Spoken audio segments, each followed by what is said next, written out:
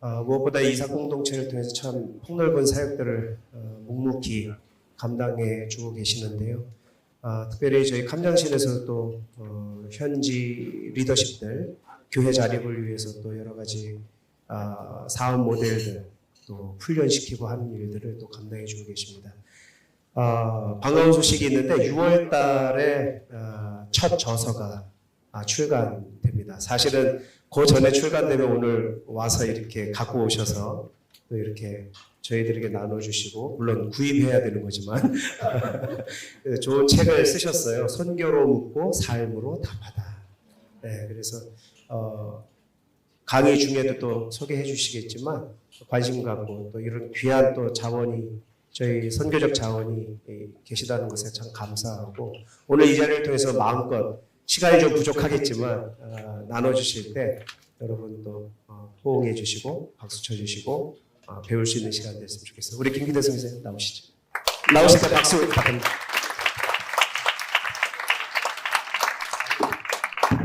네, 반갑습니다. 너무 이렇게 많은 분이 이렇게 맥에 소속되어 있는 줄은 몰랐습니다. 깜짝 놀랐는데 우리 영상 하나, 사실 영상 보면은 강의 안 해도 될 만큼 한번 보시고 제가 또 강의 나누도록 하겠습니다. 이 단어들이 지금처럼 중요한 때가 있었을까요?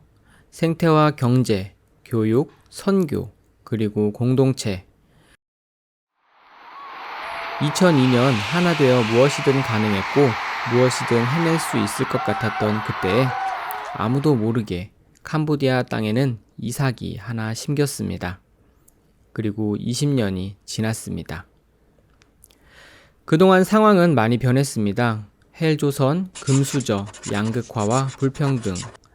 하나였던 우리는 무한 경쟁으로 내몰려 각자 도생하게 되었고, 그동안의 번영은 빙하를 무너뜨리고 태풍과 홍수, 산불과 지진, 각종 자연재해로 되돌아오고 있습니다. 모두들 아름다울 미래를 꿈꾸기보다는 아름다웠던 과거를 추억하는 이때에 우리는 그 예전에 심겨졌던 이삭을 다시 바라봅니다. 이삭 공동체는 5가지의 테마를 중심으로 운영되는 캄보디아 딱게오 지역의 신앙 공동체입니다.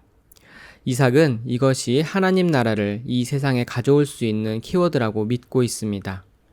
20년 전에는 몰라도 지금은 누구나 동의하실 겁니다. 지구가 계속 뜨거워지면 우리에게 남은 것은 종말입니다. 이 세상을 하나님 나라로 구속시켜야 하는 우리들은 이제 생태적이지 않으면 안 됩니다. 자본주의가 세상의 질서가 된 이때에 경제는 성경적이어야만 합니다. 1등부터 꼴등까지 무한 경쟁하여 약육 강식하는 동물의 왕국 같은 교육열에 타버린 것은 학생들의 행복입니다. 우리는 하나님 나라를 밝히는 공동체입니다. 하나님 나라가 아니고는 희망의 길은 없습니다.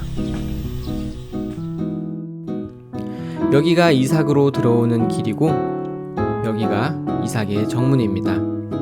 문을 지나 가로수를 지나면 오른쪽에는 결혼한 가정들의 숙소가 있고 왼쪽으로는 이삭 교회와 자매들의 숙소, 그리고 가운데 있는 거대한 접시는 쉐플러 조리기라고 하는 태양열 조리기입니다. 이 건물 안쪽에 공동체 조리실이 있고 다른 한쪽에서는 봉제팀이 있습니다. 여기에서 학교 교복도 직접 만들고 있고 현재는 학생들을 위한 태권도복을 만들고 있습니다. 안쪽에는 유기농 돈육 가공팀인 이삭미트가 있습니다.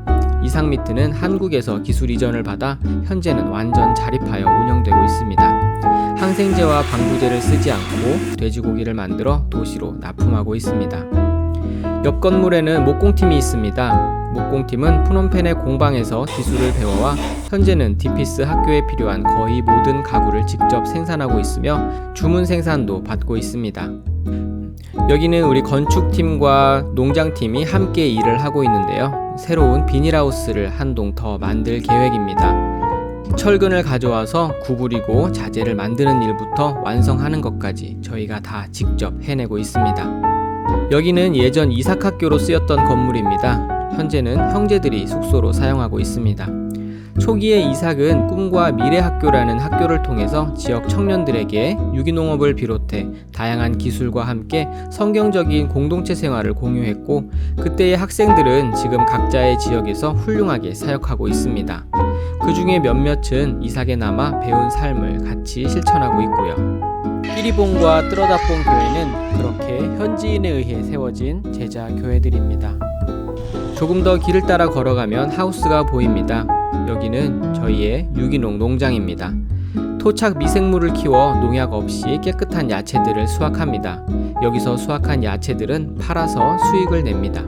상추, 케일, 열무 등의 야채들은 한국 교민들에게 인기가 아주 좋습니다. 그 옆으로 양계장, 양어장, 그리고 양돈장이 있습니다. 양계와 양돈도 토착 미생물을 활용하여 닭장과 돈사의 냄새를 잡고 동물들을 건강하게 키워냅니다. 사료도 화학성분 없는 종을 직접 만들어 키우니 이 친구들은 주위 다른 가축들과 건강이나 영양면에 있어서는 비교 불가입니다. 닭으로부터 계란과 고기를 얻고, 물고기는 치어를 사와서 6달 정도 키워서는 다시 시장으로 내다 팔아 수익을 내고 있습니다. 연못 건너편에는 태양광 발전 설비가 눈에 띕니다. 이 설비도 우리 적정기술팀이 직접 설치한 설비입니다.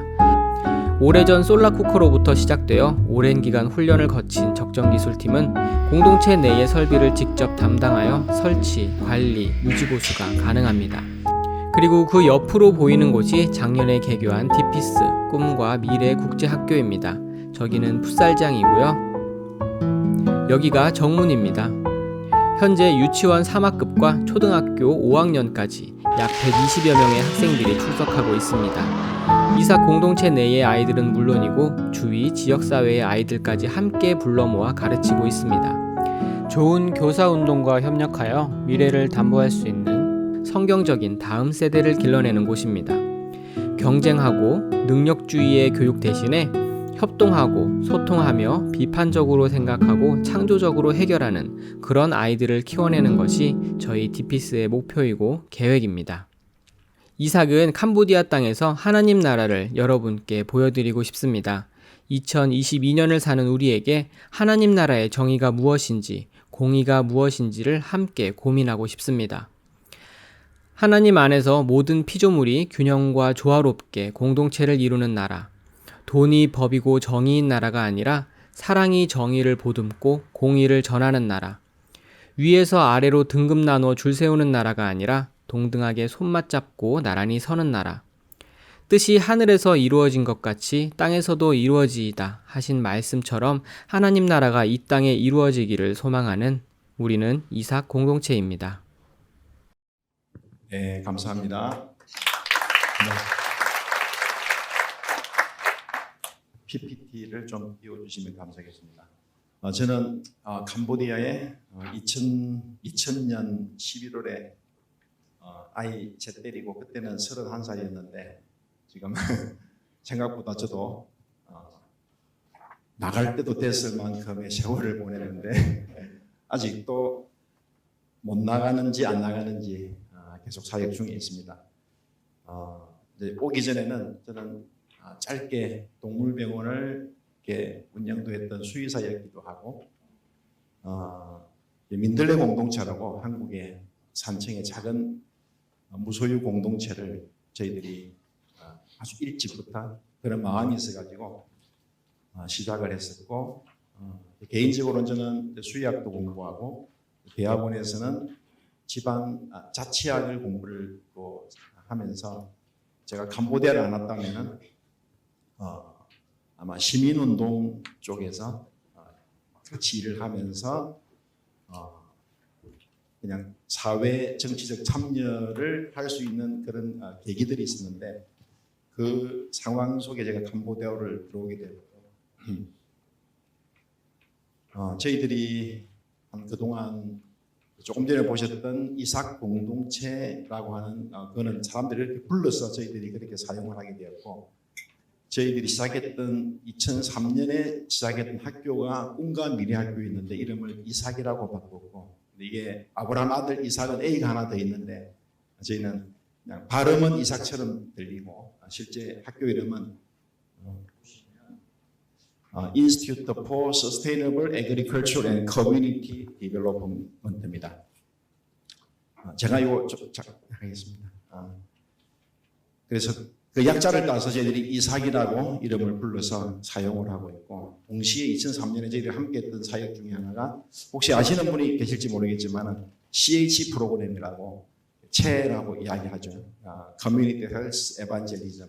저희들은 이 에반젤리즘을 정부하고 할 때는 에듀케이션으로 바꾸어서 사역을 하면서 제가 느끼는 총체적 선교의 가장 좋은 프로그램이 체 프로그램인 것 같아요.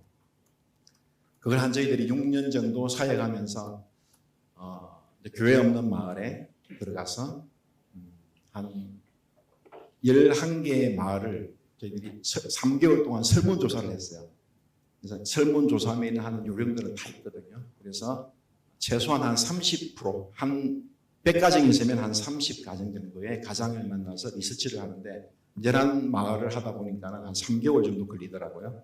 그래서 그러면은 리서치를 착 하고 나면은 모든 동네의 문제가 뭔지, 고민이 뭔지, 어떻게 사는지, 어떻게 돈을 쓰고 있는지, 어떤 질병이 있는지, 이런 게 전체가 딱 잡힙니다. 그러면은 원래 NGO나 우리 선교사들이 우리가 익숙하고 우리가 잘 사용하는 툴을 가지고 접근하지 않습니까? 필요한 게 그 현지에 필요한 것이 무엇인지를 고민하기 전에 저희들이 잘할 수 있는 것, 잘하는 것, 지금까지 해왔던 그런 방식으로 접근을 하는데, 이 체 프로그램은 마을이 가지고 있는 어려움과 문제와 이 내용들을 스스로 마을 사람들이 해결할 수 있도록, 내부의 자원, 또 내부의 문제를 스스로가 해결할 수 있는 그런 것들을 돕는 프로그램이거든요. 그래서 한 3개월 그렇게 하면서 저희들이 한 6년에서 7년 정도 될 때에 비로소 교회 개척을 할 수 있는 상황이 되었어요. 그래서 한 6년 지나니까 3년은 저희들이 예수님 예자도 안 끊었고요. 마을 안에서. 그런 세월을 보내면서 6년 됐을 때 저희들이 이미 다른 쪽에 교회는 개척이 됐을 때에 이게 우리 힘으로 여기서도 계속 교회 개척하기 어려워가지고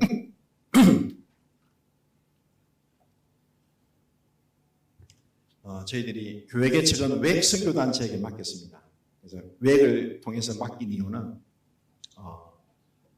외국은 공동체적으로 접근하거든요. 그래서 아주 팀 사역을 하고 해서 그래서 외국 대표를 만나고 부대표하고 같이 만났는데, 처음에 제가 우리가 이렇게 지금까지 6년, 7년의 세월을 보내왔고 지금 단계가 이제 교회 개척의 마지막 단계인데 당신들이 했으면 좋겠다니까 안 믿더라고요. 아니 그 한국 선교사 우리가 하고 있는데도 들어와서 막 하는 그런 것도 우리는 경험했는데 어떻게 지금까지 했던 이 일을 우리에게 이렇게 이어서 교회 개척을 맡기려고 하느냐. 그래서 그때 한참 월드컵을 하고 있었거든요. 그래서 내가 생각을 하면서 공을 차면은, 축구를 하면은 골은 누가 넣어도 넣기만 이기는 거 아니냐. 그 예를 들어서 설명하니까는 부대표가 스위스 친구더라고요. 공을 좋아한대요. 축구를 좋아한대요. 그러면서 바로 이해를 하더라고요. 그래서 제가 그 자리에서 이제 그분들도 이게 왜냐하면 공식적인 자리고 공식적인 이런 내용들을 파트너십을 가지는 거기 때문에 당신들이 원하지 않으면 우리는 여기에 더 이상 들어가지도 않을 것이고 팀도 들어가지 않을 것이고 필요할 때 우리가 그곳에 들어가서 돕는 사역을 하면은 요청하면은 하고 그러지 않을 거라는 모든 내용들에 이렇게 말하자면 각서 같은 걸 쓰고 그분들에게 그 사역을 할 수 있도록 했거든요. 그러면서 웹 전체 태국에서 모이는 컨퍼런스가 있었는데 거기에 참여했던 한국 선교사님이 저에게 연락이 왔더라고요. 저는 웹을 잘 모르는데 저보고 고맙다고 당신 이야기를 여기서 우리 캄보디아 웹 리더십이 참석하는 그런 자리인데 전 세계 리더십들끼리 모이는 컨퍼런스인데 당신 이야기를 듣게 돼가지고 너무 기분이 좋았다고 연락이 왔더라고요. 그래서 이제 모든 선교사님들은 아마 여기 앉아 계신 분들도 그런 마음의 부담들도 있을 것이고 어떻게 우리가 사역해야 되는지 또 사역을 이제 시작하시는 분들 또 고민하시는 분들 저는 다양한 고민들을 하고 계실 거라는 생각이 드는데 저는 24년을 보냈지만 제가 가지고 있는 하나님 나라의 퍼즐도 저도 하나고 협동조합하면은 모든 사람이 한 명이 한 표지 않습니까? 마찬가지로 저는 하나님 나라라고 하는 큰 그림 속에서 제가 가지고 있는 퍼즐도 작은 하나의 퍼즐인 것 같고 그 퍼즐의 가치가 높고 낮고 크고 작고는 저는 없다는 생각이 들어요. 그냥 큰 그림 속에 우리가 퍼즐에 나아야 될 그 자리에 우리가 어떻게 제대로 나을 것인가. 왜냐하면 큰 그림은 같아야 되니까. 저는 그런 마음 속에서 오늘 이렇게 고민하고 계신 분들한테는 격려를 드리고 싶고 그래서 제가 24년을 보냈다고 해서 조금 전에 영상 보니까는 와 김기대 선교사 뭐 그냥 대단한 것 같다 생각이 저 혼자 생각했는지 모르지만 그럴 수도 있는데 꼭 그렇지 않다라는 것 하고 계시는 작은 일 한 명이라도 아니면은 붙들어가면서 고민하면서 사역하는 그 걸음이 정말 하나님 앞에서 하나님 나라의 큰 그림을 그려가고 있는 거기에 하나의 퍼즐로서 놓아야 될 그 자리에 우리가 놓을 수만 있다면 저는 정말 참 가치 있고 의미 있는 삶이라는 생각이 듭니다. 그래서 그런 마음에서 좀 편안하게 또 제가 이야기하는 게 또 전체가 아닐 수도 있고 일부분일 수 있다라는 생각을 하면서 제가 겸손하게 나눠야 되겠다 그런 마음에서 이야기를 하게 됐습니다. 제가 아까 잠깐 말씀하신 책을 쓰게 어쩌다 보니까는 책으로 한번 글을 써야 되겠다는 마음을 가지고 한 2년 정도 시간을 걸렸던 것 같아요. 글은 빨리 썼습니다. 근데 출판사가 기독교 출판사의 성향도 있고 이게 이 글을 보고 제대로 못 팔면은 손해잖아요. 기독교 출판사가 굉장히 어렵거든요. 그래서 여러 군데서 고민하다가 한 군데서 이렇게 출판사에서 CLC라는 출판사에서 다음 달에 이제 책이 나올 텐데 이 책을 제가 글을 찍고 있을 때에 영화 한 편을 봤습니다. 제목이 The Red Sea Diving Resort라고 하는 혹시 보신 분 계신지 모르겠습니다. 안 보셨으면 한번 보면 너무 참 좋은 영화인데 실화를 바탕으로 에티오피아에는 지금도 유대교를 믿고 따라가는 그런 들어보셨죠? 그런 부족이 있거든요. 그런 부족을 팔라샤라 그럽니다. 근데 이분들이 난민이 되면서 이스라엘 정부에서 이 사람들을 구출하는 그런 탈출시키는 그런 이야기를 담고 있는 그 스토리거든요. 왼쪽에 저 사람은 이스라엘 정보 요원이고 오른쪽에 있는 사람은 현지에서 이 팔라샤를 도우면서 탈출을 돕는 그런 일을 하고 있는 가베데라는 사람입니다. 그런데 이 가베데라는 사람이 임무 중에 큰 부상을 입어요. 그래서 이 아리라고 하는 왼쪽에 있는 저 친구가 너무 큰 부상을 입었으니 일단은 이스라엘로 가서 치료를 받고 다시 임무를 수행하자라고 그런 이야기를 하니까 이분이 어떻게 이야기하냐면 나는 이스라엘로 돌아갈 수 없다. 이것은 나에게 임무가 아니라 삶이다라는 거예요. 짧은 제가 그 내용을 마음에 다가와서 제가 책 제목을 선교로 묻고 삶으로 답하다라고 하는 그 인사이트를 얻었던 내용인데 This is not mission for me, it's life라고 합니다. 이 같은 카베데의 표현을 선교에 적용하면은 우리 아리라고 하는 왼쪽에 있는 사람은 선교사라고 생각하면 되고요. 우리 오른쪽에 있는 카베데는 현지 사역자라고 생각하면 됩니다.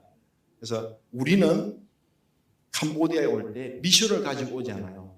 미션을 가지고 오는데 근데 안에 있는 현지 사역자는 그게 미션이 아니에요. 현지 사역자에게는 그냥 말 그대로 삶입니다. 근데 우리가 여기에 갭이 있는 것 같아요. 선교사는 미션으로 생각하고 그렇지만은 현지에 있는 이분들은 미션이 아니에요. 이분들은 삶입니다. 먹고 사는 거 아니겠습니까? 연결해서 우리와 함께 동력에서 파트너로 가정이 있고 가정을 책임져야 되고 그런 가운데 우리가 여전히 선교사가 미션으로만 우리는 가지고 있으면 저는 혼선이 생기고 진짜 캄보디아 현지 사역자들에 대한 이해와 그들의 아픔이나 그들의 마음들을 우리가 충분히 이해하기가 저는 어렵다는 생각이 듭니다. 그래서 내가 진행하고 있는 선교와 관련된 시간과 사역도 중요하지만은 선교와 관련 없어 보이는 더 많은 일상의 삶이 우리의 선교지라는 겁니다. 우리가 가지고 있는 오늘 제가 좀 일찍 와서 우리 앞번에 선교사님 사역 이야기를 들으면서 세계관 이야기를 더 깊이 못 하셨는데 저는 조금 하려고 합니다. 내가 가지고 있는 세계관이 진리에 기초한 성경적 세계관이라면 선교 미션은 임무가 아니라 자연스러운 일상의 삶이 될 수밖에 없습니다. 그래서 우리가 끊임없이 선교지에서 내가 가지고 있는 나를 형성시키고 있는 사역이든 삶의 사람과의 관계 우리가 맺을 때에 나는 어떤 세계관을 가지고 있는가, 어떤 마음에 어떤 중심으로 나는 이곳에 있는가를 저는 계속 고민해야 된다고 생각을 합니다. 내가 가지고 있는 세계관이 진리에 기초한 성경적 세계관이라면 선교는 임무가 아니라 자연스러운 일상의 삶이 될 수밖에 없습니다. 이게 책 표지가 이렇게 나올 것 같아요. 예쁘죠? 네. 나오면 많이 또 구입해 주세요. 우리 회장님께서 우리 이영식 우리 여기서는 직함이 어떻게 되는지 모르겠지만은 우리 선교사님께서 연락이 왔더라고요. 강의 좀 해달라고. 근데 생각하니까 책이 이때도 오겠더라고요. 그래서 책 좀 팔려고 얼른 얘기했는데 사실은 타이밍이 안 맞았습니다. 우리 여기 보시면은 한 가운데 있는 게 신앙, 신념이죠, 그죠? 빌리프라고 있지 않습니까? 이게 사실은 가치를 만들고 밸류를 만듭니다. 그리고 이 가치는 우리의 행동, 비헤이비어를 만듭니다. 근데 이게 결과를 만드는 거예요.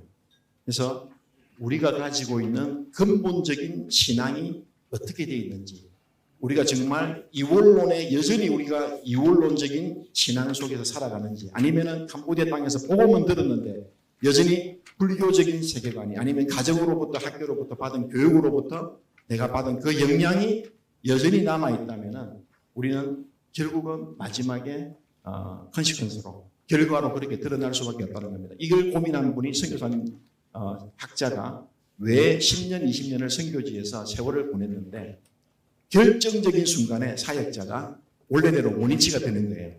이게 무슨 일이지? 라고 고민을 하면서 우리 미션 퍼스펙티브라는 책에 아마 한 짧은 챕터에 이 내용이 나옵니다. 그게 결국은 세계관의 문제였다는 거죠. 그런데 이게 신념이 나오지만은 이 신념, 신앙, 우리는 복음을 제시하고 현지인들에게 복음으로 우리가 교제하고 만나지만은, 그리고 예수님을 영접할 수도 있고, 그러자마자 우리는 제자훈련을 할 수도 있고, 제자훈련을 하면 당연히 밸류가 바뀌겠죠. 행동이 바뀌겠죠. 주일날 교회에 오겠죠.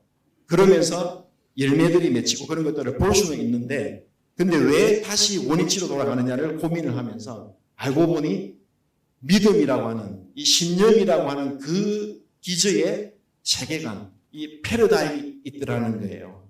그래서 우리는 복음을 통해서 끊임없이 말씀을 통해서 이미 기존에 있는 형성되어 있는 이들의 고착되어 있는 오래전부터 문화를 통해서, 교육을 통해서, 종교를 통해서 집안으로부터 영향받은 이 내용들을, 이게 성경적인지 아닌지에 대한 끊임없는 대화들을 통해서 아닌 것을 우리가 걷어내고 하는 이 작업을 우리가 그동안 하지 못했던 거예요. 근데 나중에도 말씀드리겠지만 이 작업은 우리 한국 교회가 초기 기독교가 들어올 때부터 우리도 이 일을 못했던 거예요. 그래서 우리가 익숙하지 않습니다.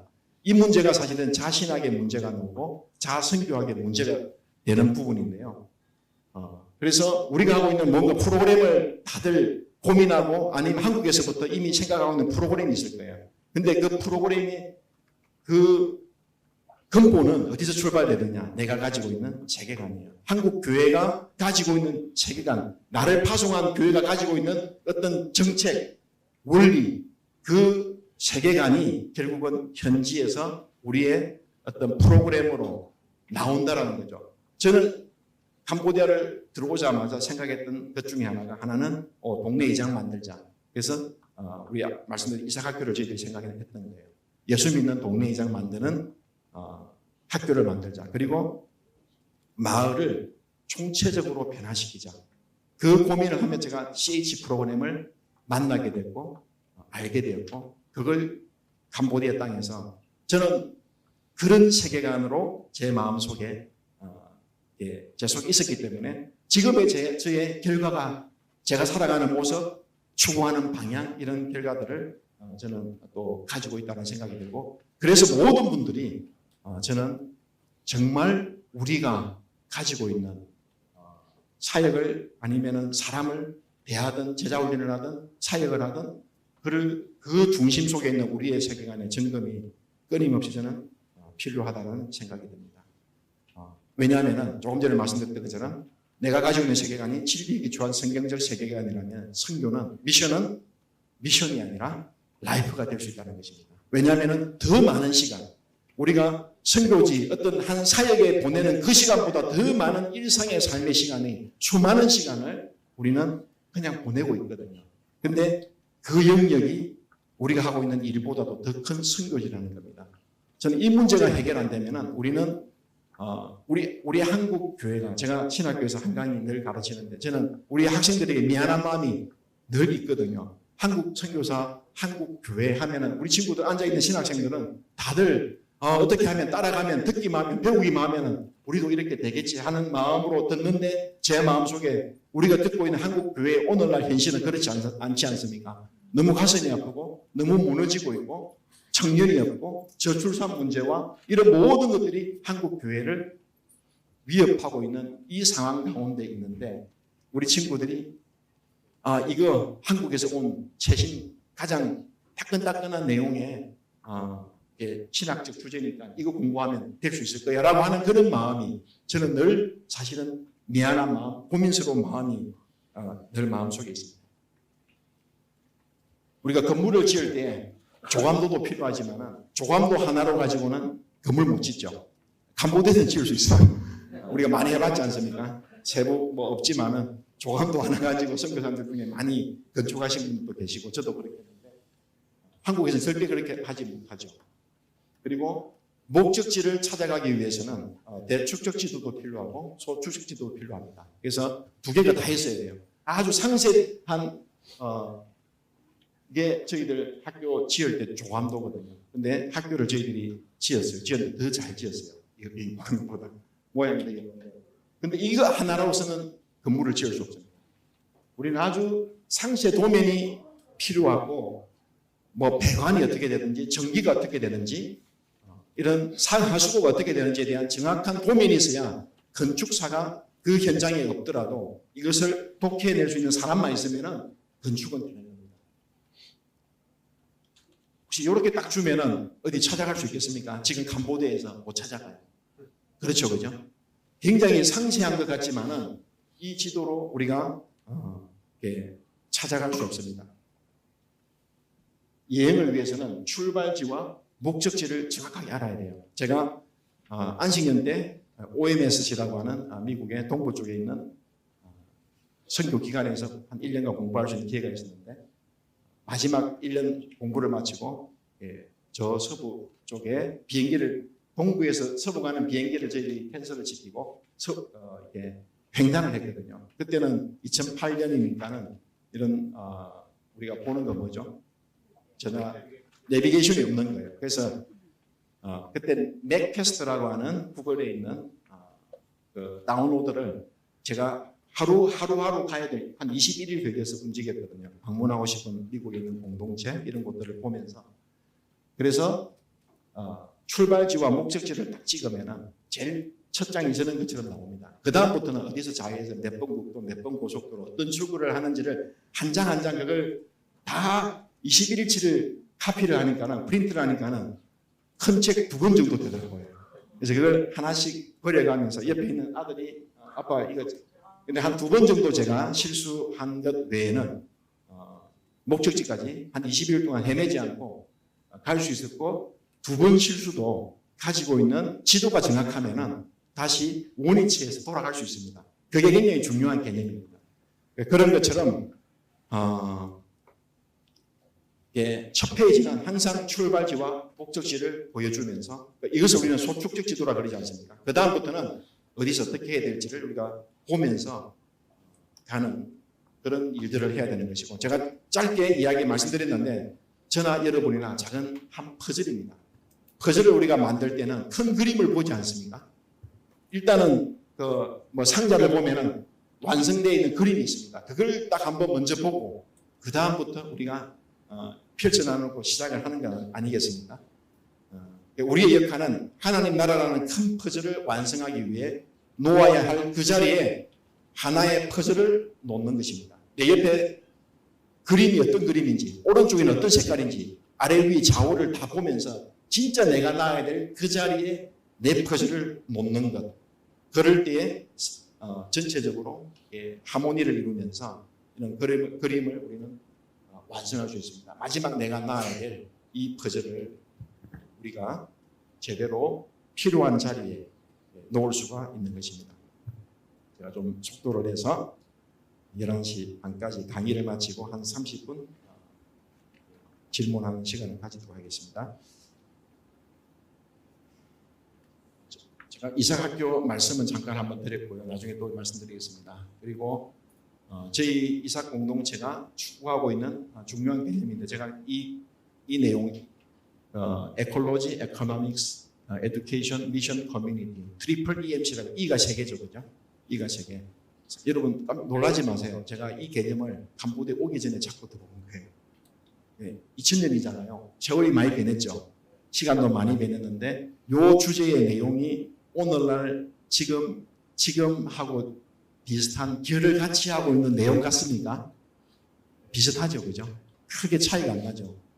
이 개념으로 저희들이 방향을 지금 현재 잡아나가고 있고요. 우리가 자치자전에 대해서는 레비우스의 3자 원리를 통해서 잘 알고 있는데 하나 아쉬운 점 중에 하나가 자신학의 문제입니다.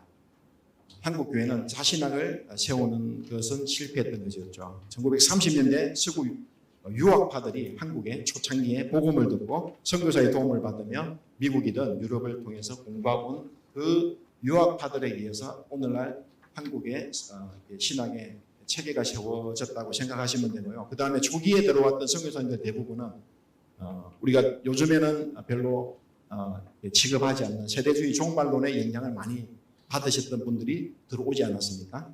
그러다 보니 이원론적인 신학이 우리 속에 자리를 많이 잡았고 일제 강점기를 지나면서 그때는 출애굽기라든지 예언서 같은 것들을 일본에서 일제에서 교회에서 설교하지 못하도록 그렇게 이야기했고 모든 설교는 영적인 어떤 해석을만 하도록 그렇게 유도가 되었기 때문에 우리는 상당히 영지주의적인 경향을 가지게 되었습니다. 이러한 배경에서는 한국 사람 속에 깊이 뿌리 내려오고 있는 세계관의 문제를 복음적으로 통찰할 수가 없게 되었고 자신학에 대한 성찰이나 연구할 기회를 얻을 수도 없었습니다.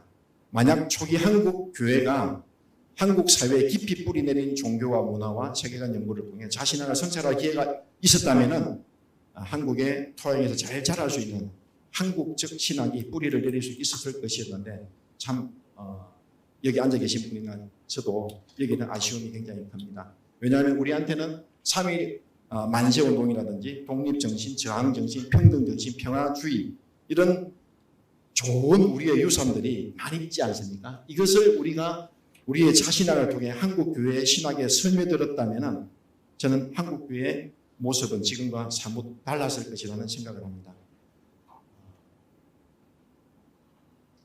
우리 한정무 목사님 아실 텐데 그분 쓰신 제가 칼럼을 보면서 이런 내용이 있습니다. 한국교회와 선교 위기의 근본적인 문제가 한국 신학과 한국 선교학의 자신학과 자선교학의 미정립에 있음을 확인하게 되었다라고 말씀하고 있습니다.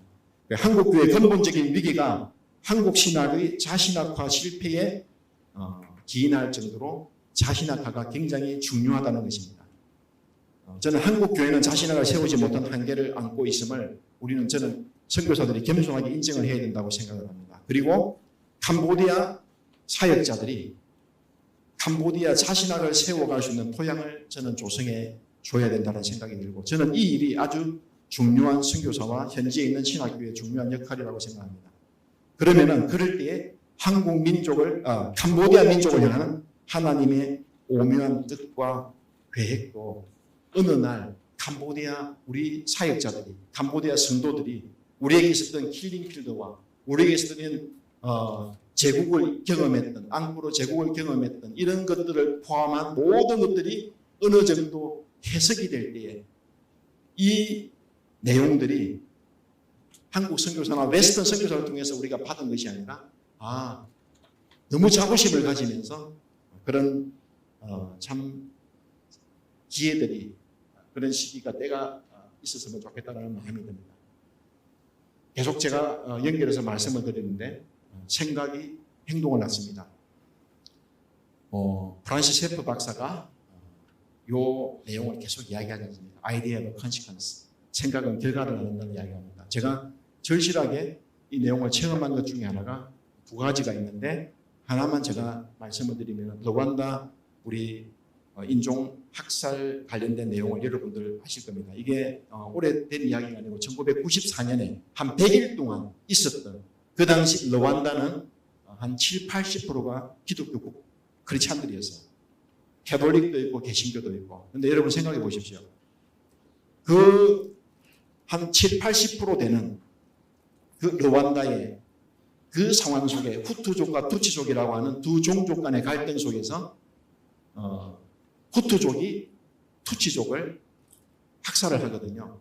근데 그때 학살했던 많은 사람들, 학살했던 장소가 정글칼을 들었던 사람들이 그 전날 함께 예배를 드리고 투치족과 후투족이 함께 예배드렸던, 그리고 그때 설교했던 목사가 정글칼을 잡았습니다. 신부가 정글칼을 잡았습니다. 그리고 무차별하게 한 80만 정도 이야기해요. 어떤 분들은 100만 정도. 그게 한 100일 동안에 있었던 사건입니다. 여러분, 어떻게 저는 이 내용을 들으면서 우리가 받은 이 복음이 종족 간의 갈등조차도 해결하지 못하는 그런 어떤 위기의 복음이었는가. 결국은 여전히 복음을 받아들였지만은 여전히 마음속에 있는 종족 간의 갈등을 해결할 수 있는, 그 문제를 해결하고 소화시켜낼 수 있을 정도의 세계관적인 준비와 고민이 없었다는 저는 결론을 내렸습니다. 남아프리카 공화국도 마찬가지 않습니까? 엄청난 학살들이, 테러와 죽음들이 있었거든요. 만델라가 대통령 되기 전까지 엄청난 흑백 차별의 그런 일들이 있었던 그곳에 그 백인들이 소위 말하는 계획주의를 지향하고 있는 네덜란드계 백인들 아닙니까? 그분들이, 그 신학자들이 그냥 동조하든지 아니면 침묵하든지. 저는 너무 궁금했어요. 그분들이 가지고 있는 성경책이 내가 가지고 있는 성경책하고 다른가?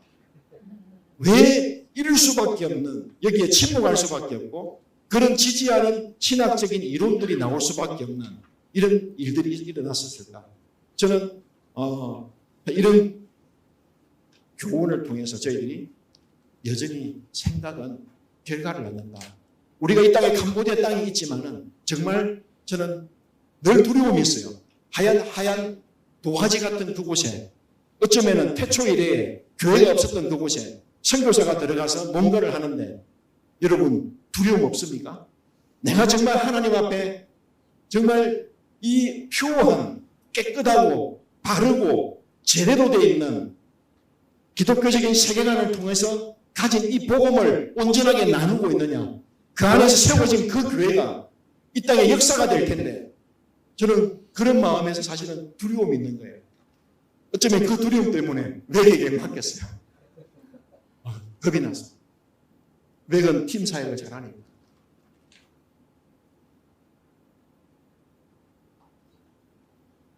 더또 흥분하면 안 되고 빨리 가겠습니다.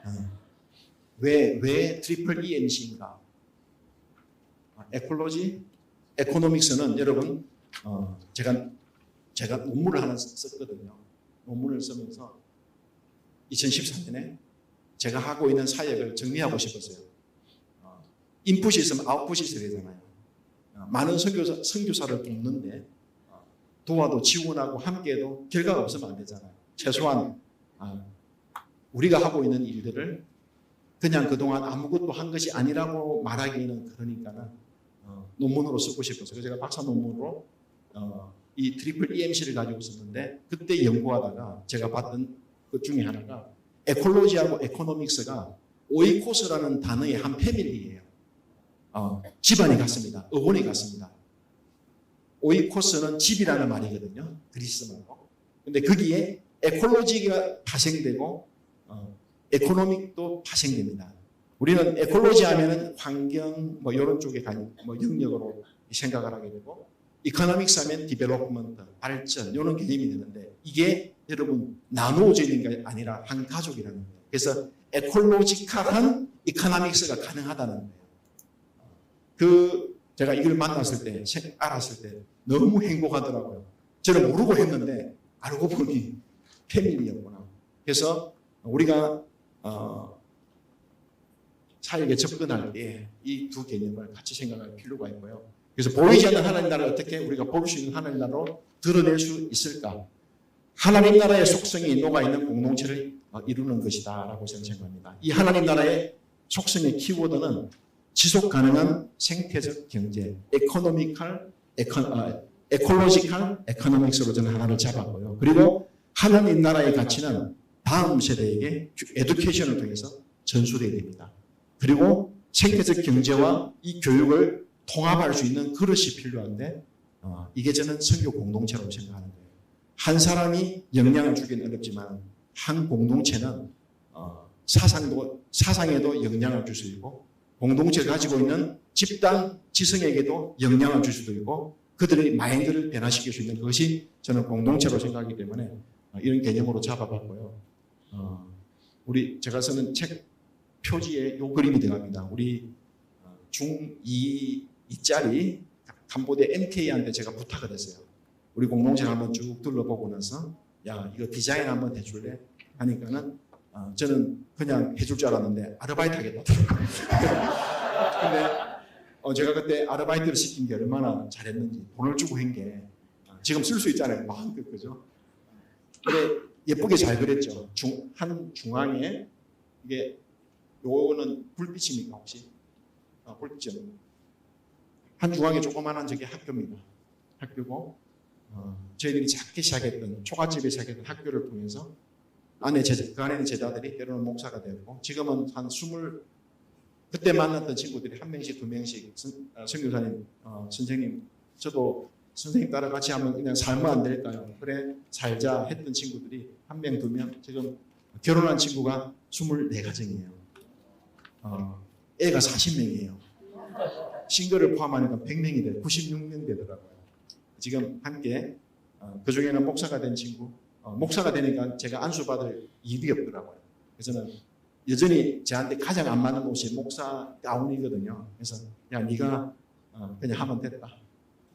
나는 성도할게, 네 성도할게 하면서 그렇게 하면서 목사 된 친구들 교회를 개척하고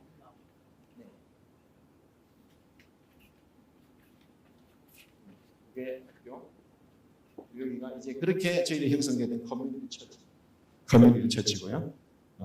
이게 이런 비닐하우스를 통해서 나중에 설명 좀 간단하게 드리겠지만 저희들이 친환경적인 방식으로 채소를 키우고 돼지를 키우고 닭을 키우고 냄새가 나지 않습니다. 그냥 계속 좀 진도를 나가도록 하겠습니다. 조금 전에 했던 그런 이야기입니다. 에콜로지 영역에는 TAPC, Takeo Appropriate Technology Center 저희들이 적정 기술 혹시 들어보셨는지 모르겠지만 하이 테크놀로지가 아니고 적정 이게 로 토착 기술이 아니라 중간 단계에 있는 그래서 이 F 슈마라는 사람이 스몰 이즈 뷰티풀이라는 책을 적었는데 그때 소개했던 개념이에요. 이게 참 1980년 그 시대 때 미국의 경제학자가 쓴 책에 중간 기술이라는 단어가 나오는데 이 개념이 저는 한 번씩 표현하기를 기술이 세례를 받으면 적정 기술이 된다.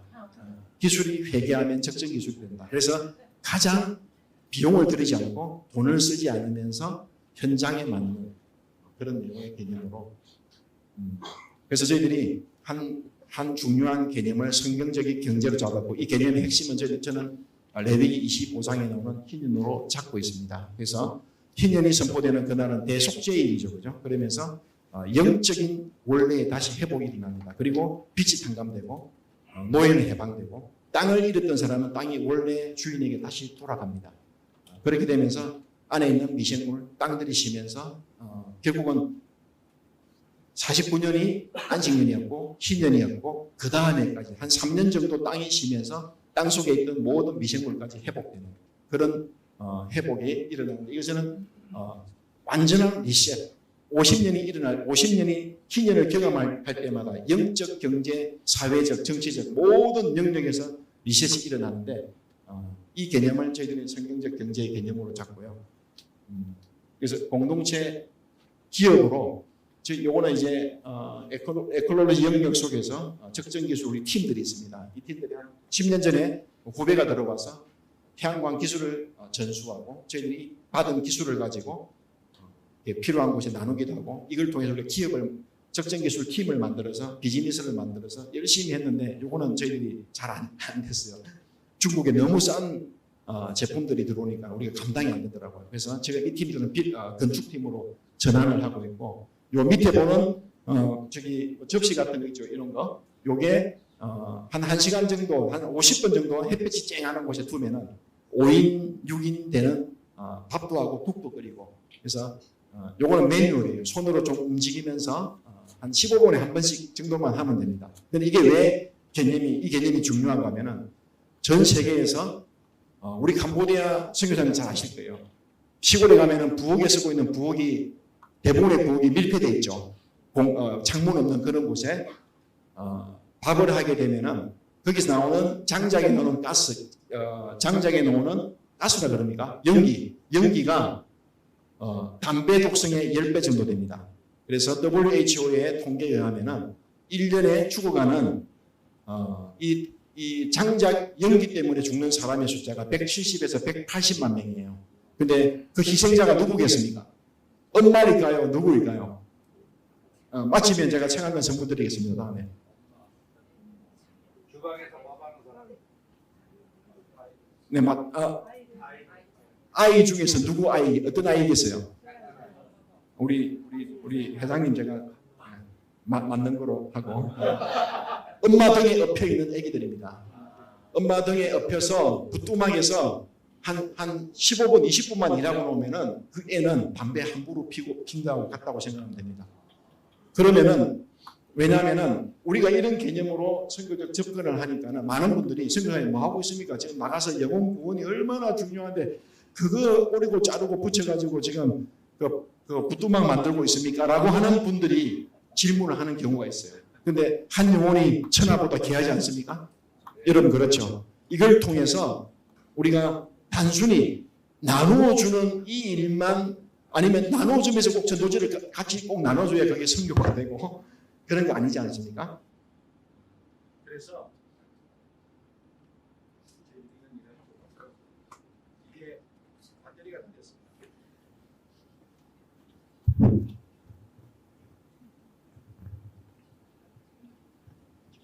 저기 예, 시기가 안 붙어 있어가지고 제가 보고 있습니다. 그리고 저희들이 즉 지속 가능한 농업 센터가 있는데 그 안에서 닭을 키우고 돼지를 키우고 자연 양계를 합니다. 그래서 냄새가 안 납니다. 왜냐하면 미생물을 활용해서 발효가 일어나기 때문에 그 안에서 크는 닭들이 행복할 수 있고 요즘 이야기하는 동물복지죠, 그죠? 그러면서 아주 행복하게 저희들의 가장 큰 동력자들입니다. 제가 함부로 대하지 않습니다. 가면 인사하고 고맙다 그러고 왜냐하면 이걸 통해서 내 가정이 여기서 월급이 나와요. 여기는 양돈장입니다. 지금 양돈에서는 돼지를 이번에 너무 안타깝게도 아프리칸 스와인 피버 때문에 주변에 캄보디아는 제가 대학에서 공부할 때는 들어만 봤던 질병이 캄보디아에서 다 있습니다. 전염병을 공부할 때 들어만 봤던 한국에는 없습니다고 했던 그런 질병이 캄보디아는 제가 그래서 신나죠, 막 공부한다고.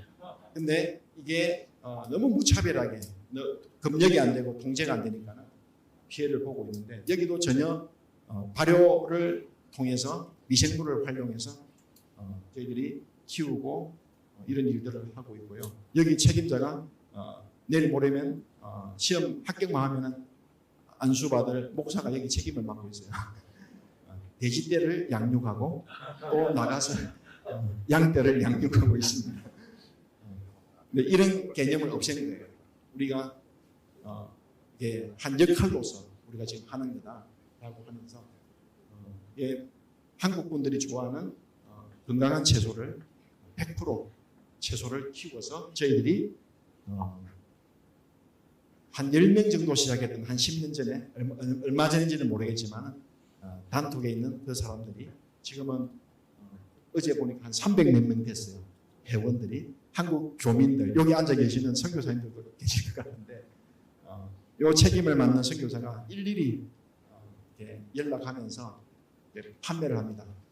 저희들은 참고로 이렇게 돼지를 키우고 닭을 키우고 하는 모든 영역들은 다 각자 팀들이 회계도 보고 돈도 쓰고 돈도 관리하고 저는 먹고 싶으면 가서 사야 돼요. 그리고 돈을 주고 보고만 저희들이 합니다. 이게 잘못 쓰이지 않도록 그 관리만 하고 한 10년 됐어요. 저희들이 돈을 만지지 않은 지가 선교지에 와서 사실은 이양이 다 됐어요. 저희들은 다 됐는데 나가고 있지 못할 뿐입니다. 아직은 우리가 해야 될 부분들이 있는데 저희들에게 들어오는 재정이 있으면 그 재정을 넘깁니다. 선교 헌금으로 들어오는 그걸 통해서 운영하고 월급이 나오는 파트가 있고 월급이 못 나오는 파트가 있어요. 그 부족한 월급만 어렵게 저희들이 또 채워가면서 일을 하고 있고 저희들이 소망은 각 파트가 자립하고 각 파트가 제대로 목공은 목공대로 봉제는 봉제대로 봉제는 교복하고 태권도 도복을 만들어서 학교에다가 납품을 해요. 학교는 무조건 마이너스니까 일단은 여기는 채워라. 그렇게 하면서 한 파트를 자립을 시켜내고 그렇게 하면서 저희들이 1차적인 목표는 안에 있는 사회에 가는 사람들의 월급이 나오는 걸 저희는 1차적인 목표. 월급을 넘어서면은 이상 미트라고 하는 이제 이상 미트가 있는데 여기서는 굉장히 어려웠는데 우리 함께 동역하는 선교사가 이걸 딱 책임을 맡고 정말 뭐 돼지하고 살다시피 하면서 돼지하고 동역자가 되어서 동역자한테 또 도축을 해요. 그렇게 해서 이상 미트도 만들어서 판매를 올해부터 정말 어려웠는데 한 3, 4개월 전부터 월급을 주고 남는 재정이 학교에 교육을 위해서 선교를 위해서 부재를 위해서 제 퍼센테이지를 정해놨거든요. 그렇게 쓸 수 있는 처음 저희들이 요 이상 미터는 그 역할을 하고 있고 나머지는 아직까지 빌빌거리면서 때로는 와 선교사님 12월이 됐는데 채소 파는 팀이 이번에는 마이너스가 아닙니다 하고 마지막 가는 그때 비가 많이 왔어요. 12월 달 특별히 가는 길에 차가 물에 잠겨가지고 트럭이 엔진에 물이 들어온 거예요. 그리고 남아있던 첨부를 수리비에 쓰고 나니까 나중에 결국 또 제로가 되더라고요. 그래서 하나님 이렇게 교만하지 그래서 저희들이 이 경제 개념도 저희들이 그런 생각을 합니다. 하나님 앞에 하나님께서 저울을 다시는 것 같아요. 그래서 너희들이 감당할 수 있는 상황이 되었을 때 재정이 부이 되는 거지 감당할 준비가 되지 않았을 때 이루어지는 재정은 사실은 재앙이에요. 준비가 안 되었을 때문에. 근데 지금까지 유지해 나가는 것은 부족하기 때문에 사실 그게 저는 숙제였거든. 하나님 제가 24년 보내는데 100m 달리기의 출발선상에 좀 서게 해주십시오. 항상 바깥에서 준비운동만 하고 있는 거예요. 뛰고 싶은데 출발 라인에 서고 싶은데 그게 여러분은 웃지만은 눈물이 날 정도로 괴로웠어요. 뛰고 싶은데 빠른 친구는 뭐 9초 만에 뛰지 않습니까? 100m나. 그래서 뛰는 거는 문제가 아니구나. 준비구나. 근데 하나님께서 보시고 계신 것은 너희들이 준비되어 있느냐 되어 있지 않느냐. 그걸 보시고 준비되어 있을 때 주어지는 것이 복이 되는 거지 그렇지 못한 것은 오히려 더 위험한 거예요. 그걸 제가 이해하면서 그냥 그렇구나 하면서 지금 지내고 있습니다. 저희들이 또 우리 가구 잘 만드시는 어니스트 우더 우리 선교사님한테 우리 제자 2명을 몇 년 전에 보내서 몇 개월 기본적으로 하던 친구를 보냈거든요. 거기서 칠하고 하는 거 배워봐서 너무 잘 만들어요. 그래서 그냥 조감도만 줍니다. 사진 하나 주면 요거 만들어줘 하면은 우리 안에 있는 내부적인 것은 잘 만들어내고 이걸 보고 다른 선교사님들이 좀 주문하면 안 되냐고 하는데 학교 다 짓고 끝나고 나면은 아직까지 내부는 부족하거든요. 하드웨어는 끝났는데 그때는 저희들이 우리 팀들이 비즈니스 할 수 있는 그런 준비를 하고 있습니다. 교육 공동체입니다. 에콜로지, 에코노믹스, 에듀케이션이라고 그러죠. 그죠? 그래서 내 아이가 행복하려면은 이런 말이 있습니다. 내 아이의 친구가 행복해야 된다. 맞는 말이겠죠. 우리가 요 마음이 있으면은 이런 마음이 있으면은 정말 한 마을이 한 아이를 키우는 그런 일들이 일어날 수 있다고 저는 생각합니다. 그리고 이 교육에 대한 개념에 있어서도 저는 교육 전문가가 아니잖아요. 근데 공부를 많이 할 수밖에 없었던 이유가 한국 교육을 따라가면은 우리는 이 결과를 다시 우리 캄보디아에서 우리가 하고 있는 교육이 이 결과를 저는 또 얻을 수밖에 없거든요. 그러면은 다른 길을 해야 되는데 그때 저희들이 2006년에 민들레 공동체에서 민들레 대안학교를 저희들이 시작을 했거든요. 그때 이런 고민 때문에 근데 캄보디아 왔는데 진짜 우리가 어떻게 교육할 것인가 그냥 일반 다른 교육을 하는 것 같으면 제가 굳이 또 거기에 또 학교를 하면은 물론 학교를 다닐 수 있는 사람을 학생들을 더 혜택을 줄 수 있는 상황은 되지만은 굳이 우리가 할 일은 아니지 않느냐라는 고민을 하면서 그리고 이 에듀케이션의 이가 아웃이란 말이고 듀케이션이란 말은 끄집어내단 말이에요. 그래서 우리는 그동안 집어넣는 주입식을 해왔다면 진짜 교육은 안에 있는 그 잠재력을 끄집어내는 그 교육 이런 교육들이 저희들이 고민을 하고 있고요. 이게 2019년의 교육부 통계입니다. 초등학교 중퇴자가 캄보디아의 42.3명입니다. 2019년이에요. 제가 이게 맞나 싶어서 다른 자료를 찾아봐서 비교해봤는데 그짓 맞더라고요. 제가 2000년에 캄보디아 들어왔을 때 1998년 통계가 있었어요. 그때 중고등학교는 제가 보지 못했고 고등학교를 졸업하는 친구가 1.2명이더라고요. 졸업하는 친구가. 졸업시험을 합격하는 친구가. 근데 지금은 많이 늘었다고 생각이 들었는데 2019년 통계에는 저게 한 7명 정도, 7, 8명밖에 되지 않습니다. 여전히 캄보디아는 교육적인 어려움이 있구나. 우리 이거 다 제가 설명하기 어렵지만 MDG라는 게 있습니다. 2000년에서 2015년까지 유엔이 만들었던 밀레니엄 디벨롭먼트 골이에요. 그리고 지금은 2016년부터 2030년까지 15년 동안 앞번에 했던 MDG는 가난하고 어려운 디벨롭먼트 컨트리들이 했던 것이고 2016년부터는 한국도 이 개념을 가지고 있어요. 모든 전 세계 나라가 SDG라는 개념을 가지고 지금 진행을 하고 있는데 그 중에 하나는 교육적인 측면에서 어떤 이야기를 하냐면은 이전에는 초등교육을 전 과정에 공부할 수 있도록 하는 게 목적이었고 그 수준이었다면 지금은 공평한 양질의 교육을 보장하고 모두를 위한 평생 학습 기회를 정진하는 목표를 설정하고 있다는 것입니다. 이게 SDG가 가지고 있는 교육적인 접근이에요. 저는 왜 이걸 지금 중요하게 생각하냐면 우리가 SDG처럼 우리가 유엔처럼 할 필요는 없습니다. 그러나 하나님 나라의 속성에는 이것을 다 담을 수 있는 충분한 그릇이 스케일이 통합성이 총체성이 하나님 나라의 복음 속에 있다는 것입니다. 그렇기 때문에 SDG에서 사용하고 있는 이 텀을 이 용어를 선교사들이 같이 사용해야 돼요. 그렇게 되면은 우리가 저도 ODA를 그렇게 좋아하는 사람이 아닌데 ODA든 NGO 사역을 하시는 분이든 지금 SDG라는 이 용어를 넣고 이 개념을 넣어서 프로포절을 만들지 않으면 아예 받지를 않거든요. 그래서 그리고 우리가 하고 있는 이 일이 비록 작은 시골의 자그마한 어떤 한 사역이라 할지라도 이 전체적인 그림에 이 결은 같이 해야 될 필요가 있다는 거예요. 그럴 때에 조그마한 주중보든 관심을 가지고 우리가 고민하고 있는 캄보디아가 지금 고민하고 있는 그 일을 너희들도 작지만 하고 있구나.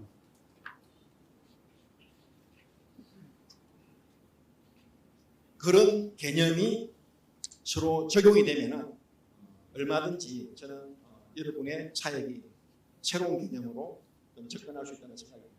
저희들이 2003년에 시작했던 작은 초가집으로 시작했던 곳이에요. 1년 과정으로 4시간은 공부하고 4시간은 바깥에서 실습하는 그런 개념으로 동네이장을 우리가 만들자. 예수 믿는 동네이장을 만들자. 남들 모를 때 영어 좀 가르치고 컴퓨터 한 번도 구경을 못했는데 컴퓨터 좀 보게 하면은 돌아가면 동네이장 되는 거는 쉽겠다. 아주 간단하죠, 그죠?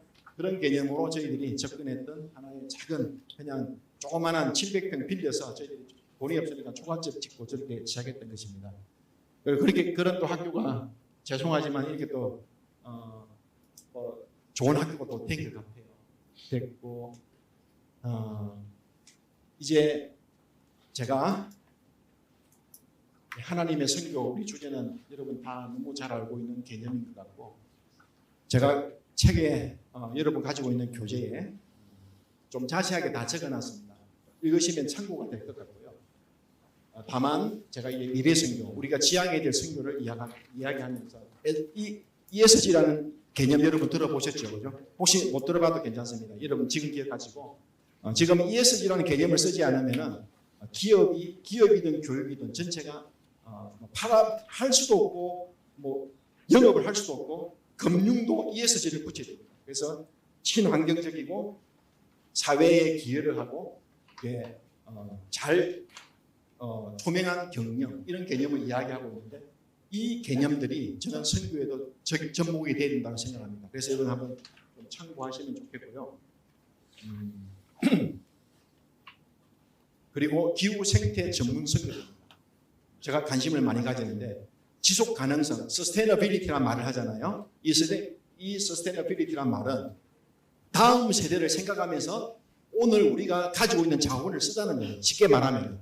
근데 우리는 그동안 너무 많은 것을 다음 세대를 생각하지 않고 개발했고 사용했고 활용을 해버렸어요.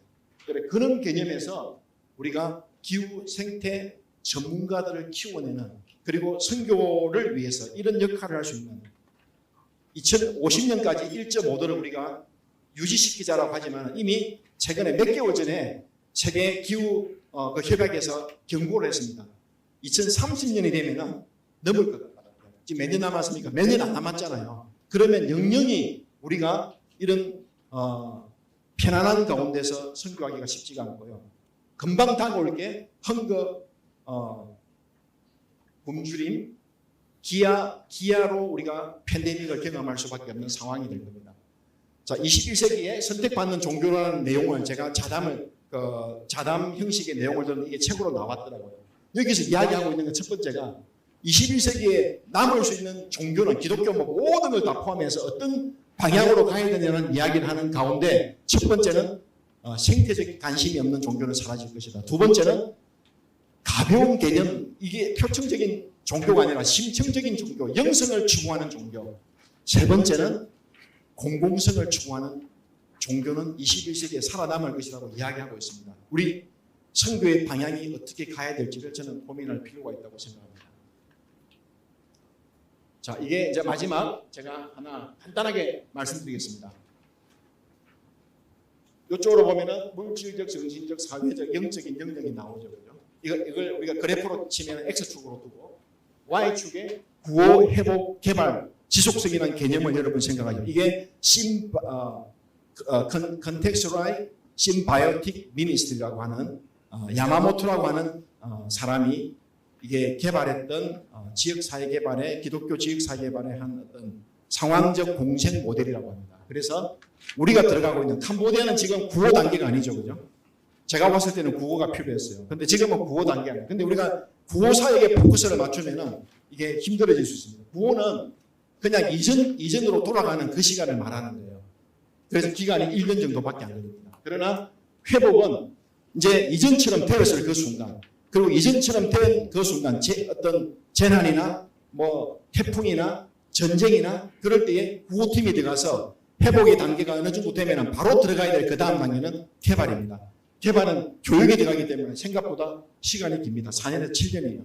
근데 그렇게 되고 나면 나중에 우리가 없더라도 NGO가 빠지더라도 선교사가 빠지더라도 교회가 우리가 나오더라도 스스로 돌아갈 수 있도록 만들어주는 지속성은 생각보다 8년에서 12년이에요. 근데 우리가 하고 있는 NGO나 아니면은 코이카든 유엔이든 하고 있는 프로젝트의 기간이 1, 2년, 짧게는 1, 2년, 길게는 3, 4년. 요즘에는 코이카가 잘하고 있어가지고 잘하면은 또 연장하고 하는 걸 하고 있거든요.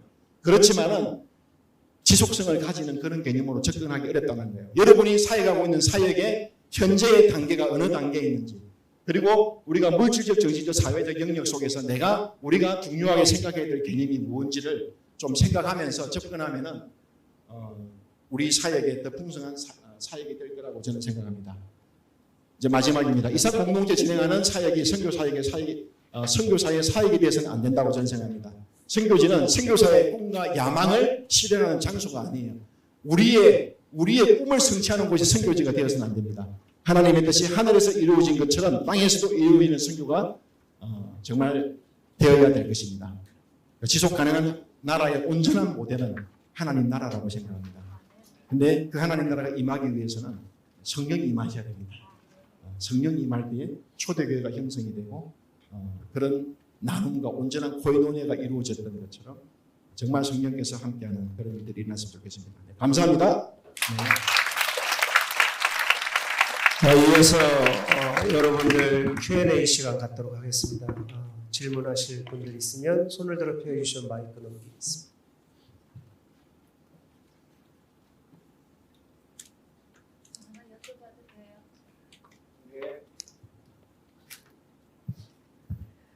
지금 말씀 속에서 제 귀에 싹 지금 우리도 그렇게 하면 좋겠다 그런 게 어떤 거냐면 우리가 지금 학교 사역을 하고 있는데 가장 지금 마음에 막 계속 기도하면서 안타까운 게 사역자 구입이에요. 사역자 투입.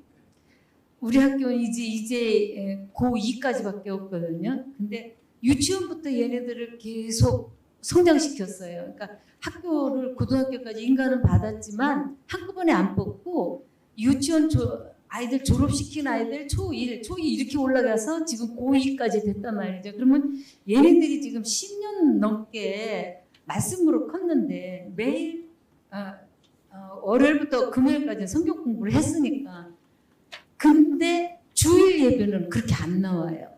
아무리 해도. 근데 학년이 올라갈수록 더 안 나와요. 그래서 그 중에도 좀 괜찮은 아이를 신학교라도 보내볼까 그러고 이제 몇 년 안 남았다 신학생 배출시키려면 그러고 아이들을 계속 터치를 해봐도 신학교 가겠다는 아이는 아직 없으니까 우리가 그만큼 성경적인 교육을 지금 제대로 못하고 있는 거라고도 볼 수 있는데 그런데 지금 오늘 말씀 속에서 그 기독교 교육은 아까 어디 단체 말씀하셨죠? 그걸 좀 저도 소개를 받고 싶거든요. 그렇게 해서 같이 공동으로 학교는 우리가 하고 그 학생들을 가르치는 성경적인 교육은 그 단체에서 해주면 좋겠다. 뭐 이런 생각을 갑자기 그것도 모색해 볼 수 있겠다. 이제 우리 이렇게 학생들이 많은 학교로 사역하는 선교사님들은 근데 그런 데 대한 조언은 어떻게 좀 받을 수 있을까요? 동일한 고민을 저희들도 하고 있고 저희 이제 중1까지 갔거든요. 중1까지 가고 근데 저희들 지금 현재 어떻게 하고 있냐면은 사실은 학교는 건물이 아니고 교사잖아요. 교회도 건물이 아니고 안에 있는 사람이 교회잖아요. 마찬가지로 저는 하드웨어는 그게 무엇이든지 상관은 없는데 지금 우리가 한국이 그동안 걸어왔던 미션 스쿨들이 좋은 학교들이 있잖아요.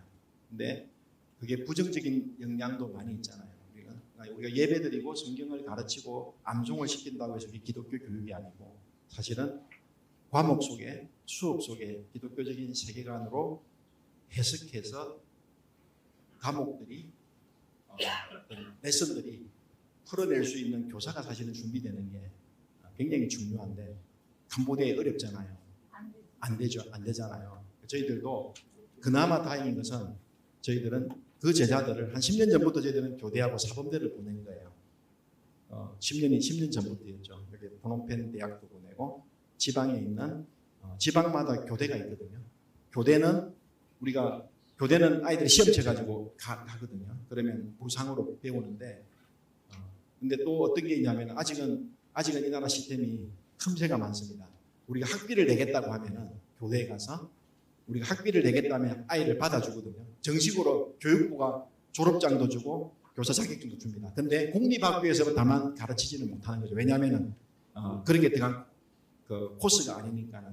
그래서 각 지방마다 교대가 있는데 교대는 초등, 중등 교사를 양성하는 곳이 2년 과정이에요. 아직까지는.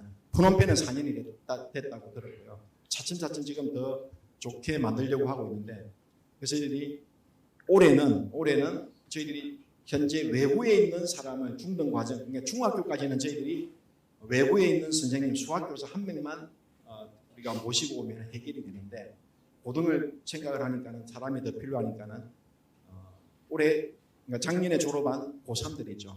저희들 제작하는 교회에서 우리가 그동안 공들였던 친구들 또 아니면은 예수를 안 믿는 친구들이에요. 근데 학교를 통해서 우리가 있는 친구들을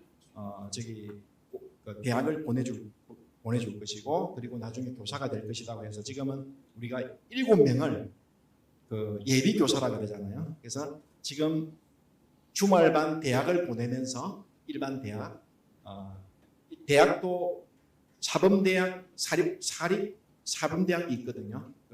보통은 그냥 다 영어 아니면 그냥 어카운트 이런 거잖아요. 그런데 그런 종류의 과목을 가르치고 있는 학과목을 가르치고 있는 사립대학들이 있습니다. 그곳에 우리가 보내주는 조건 그리고 있는 동안에 먹고 사는 문제를 저희 공동체 안에 같이 하면서 평소에는 예비 교사로서 우리가 교육을 그대로 계속시켜요. 예수 안 믿는 친구지만은 그냥 이제 와서 조금씩 신앙을 가지게 되고 그렇게 4년을 보내게 되는 거거든요. 이전에도 우리가 그렇게 교육을 시켰고요. 그래서 그렇게 안 됐을 때는 그러면은 사실은 학교 천천히 해야 돼요. 우리가 근데 너무 막 학교를 하신 분도 있고 준비하는 분들 이거 어떻게 하지 싶은데 그래서 저희들이 2000년에 들어왔지만 유치원을 계속 하다가 이제 시간이 되었다 싶어서 2021년에 저희들이 초등부터 시작을 하게 된 거예요. 교사가 준비되어서.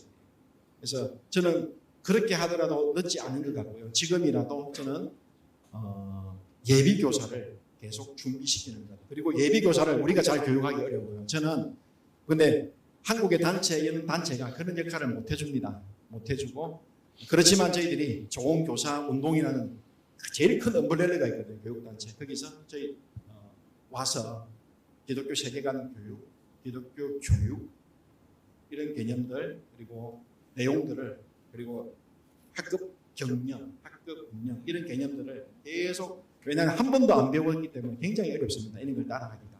그런 방식으로 지금 진행을 하고 있고 나중에 우리가 더 여유가 되고 그런 상황이 되면은 저희들이 꿈이 있어요. 이런 교사들을 재교육할 수 있는 상황이 됐으면 좋겠다. 우리가 CL이라고 협동학습 이런 것도 하거든요. 앉아서 앞에서 그냥 가르치는 그 방식이 아니라 둘러 앉아서 계속 진행되는 그런 협동학습 이런 방법들 충분히 답은 못 드렸지만은 그렇게 시간을 좀 투자하고 보내고 사람을 키우고 예비교사를 키워야 학교가 의미가 있어집니다. 그냥 남는 시간에 공립학교 교사 선생님들이 와서는 절대로 저는 변화가 일어나기 어렵다고 봅니다. 네. 한 번만 더 질문을 받겠습니다.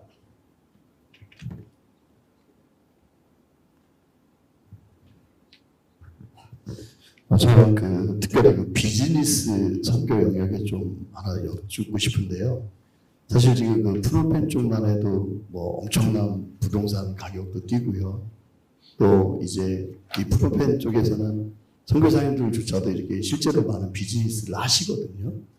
근데 만약에 이 도시 선교, 특별히 프놈펜 같은 도시 쪽에서 비즈니스 선교를 하면서 이걸 공동체로 좀 같이 하고자 하는 모델을 아직 저는 좀 듣지는 잘 못했고요. 그러니까 만약에 뭐 농장이라든지 또 이렇게 좀 지방에서 이렇게 하시는 분들은 좀 봤지만 또 예수마을도 가서 봤지만 만약에 이 도시 쪽에서 발전하는 지금 프로페이 이렇게 급속히 발전하는데 이런 쪽에서 그런 그 비즈니스를 선교화하면서도 이거를 그 공동체적으로 접근할 수 있는지도 궁금하고요. 근데 이제 선교사님이 너무 준비되신 분 같아서 만약에 이런 걸 그 프로페 쪽에서 하면 어떻게 좀 팁을 얻을 수 있을까요? 이제 준비가 안 되어 있습니다. 그 질문에 대해서는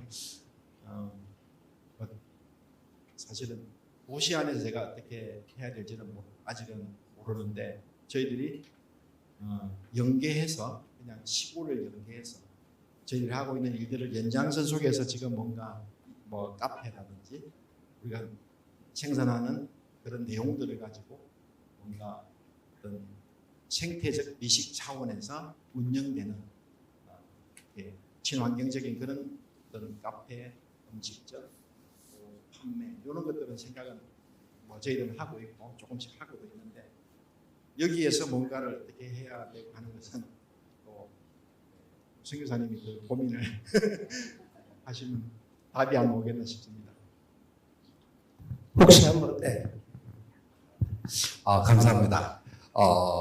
선교사님 그 하나의 관점에서 예를 들어 공동체가 지역에서 우리 이삭 공동체처럼 별도의 공간을 마련해서 했었을 때 그 좀 더 큰 뭐 딱개업까지는 안 가더라도 그 군 정도만 하더라도 이게 자칫 개토화될 수 있다라는 생각을 좀 하는데 어떤 이 건강한 기독교 공동체가 지역사회의 리더로 또는 지역사회와 어떤 이런 그 정신을 쉐어할 수 있는 그런 전략들은 어떤 것들이 있을까요?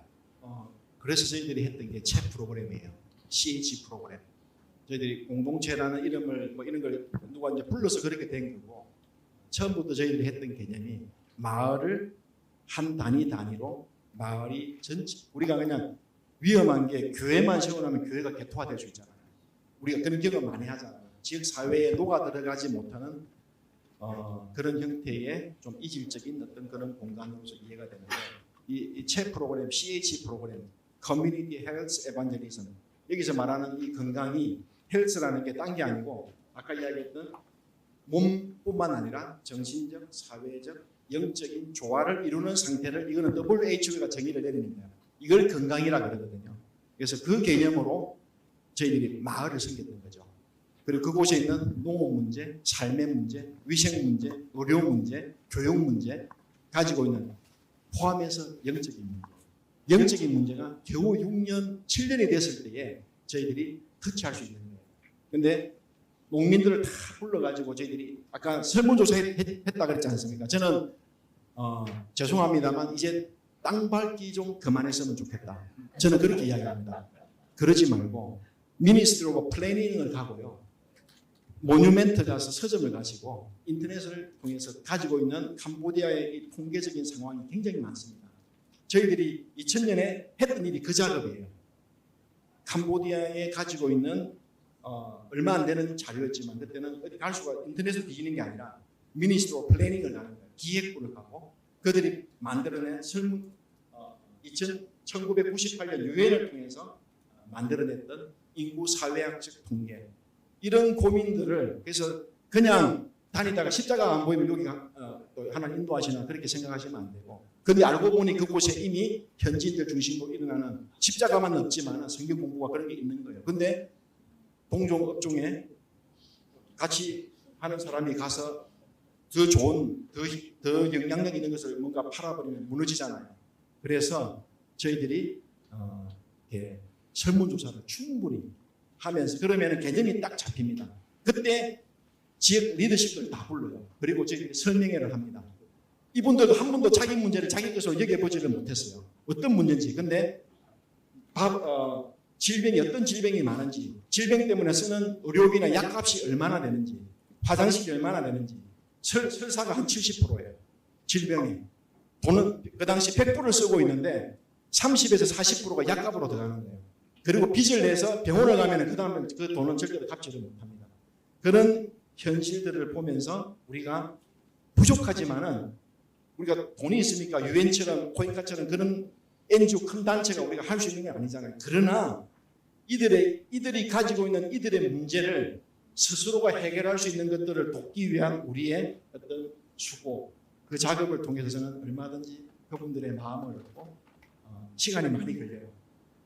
이게 단점인데 시간이 많이 걸려요. 저희들이 뭐 지금 이야기가 제가 계속 더 하면 안 될 것 같고, 그래서 그 어떤 상황을 통해서 형성됐을 때 우리가 개토화되는 그런 개념이잖아요. 문제가 있으면 의논하러 와요. 같이. 우리가 돈이 없다라는 것도 잘 알아요. 이분들이. 한 번도 제때 뭔가 프로젝트를 해본 적이 없어요. 그러니까 이 사람들이 신뢰를 안 하는 게 우리를. 저는 그때 굉장히 어려웠거든요. 와, 큰 교회 뭐 아니면 이런 재정이 많은 데가 솔직히 막 부럽고 그랬는데 시간 지나서 보니까는 너무 감사한 거예요. 그때 속도를 냈으면은 제가 방향을 잡지를 못했을 거예요. 속도가 있었으면은 그 가야 될 그 골을 향해서 제가 점검하면서 가지 못했을 텐데 우리가 부족했기 때문에 우리가 없었기 때문에 돈 안 드는 교육을 했구나. 그렇게 했구나라는 지금 생각들을 하게 되고요. 그래서 그런 접근이 이루어질 때에 저는 의미 있는 지역 사회에 서로 주고받을 수 있는 그런 어떤 관계가 되지 않을까 생각합니다.